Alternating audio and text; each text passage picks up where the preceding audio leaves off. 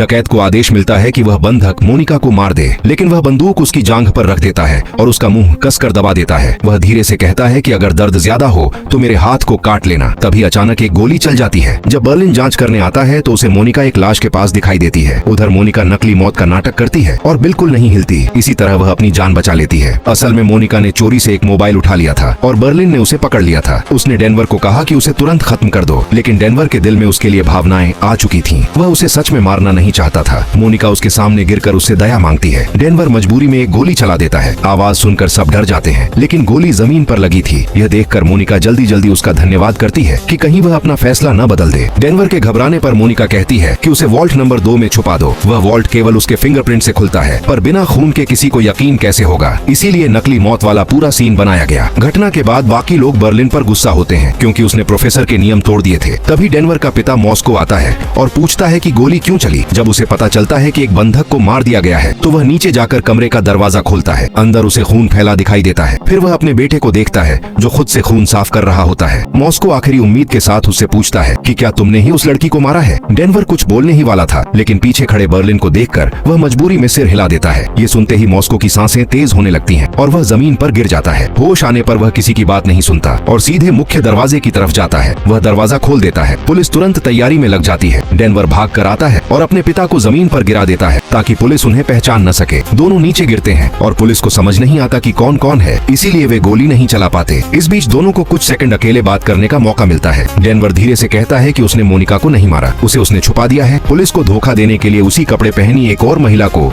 Moscow के साथ ऊपर भेजा जाता है। सब ठीक चल रहा था, लेकिन मॉस्को फिर पूछता है कि क्या तुमने उसे नहीं मारा। डेनवर जवाब देता। उससे पहले ही बंधक एंटोनियो अचानक गुस्से में आ जाता है। वह बंदूक निकालकर बाप बेटे पर तान देता है और पूछता है कि क्या मोनिका को तुम दोनों ने मार दिया। पुलिस समझती है कि डकैत अब बंधक मारने वाले हैं। एंटोनियो को इसका पता भी नहीं चलता। वह दोनों पर ही बंदूक ताने रहता है। अफरा तफरी में इंस्पेक्टर एंजेल गोली चलाने का आदेश देता है और एंटोनियो मौके पर गिर जाता है। उसकी मौत ने इस छिपे हुए प्यार को बचा लिया। किसी को उम्मीद नहीं थी कि मोनिका के लिए जान देने वाला वही बनेगा।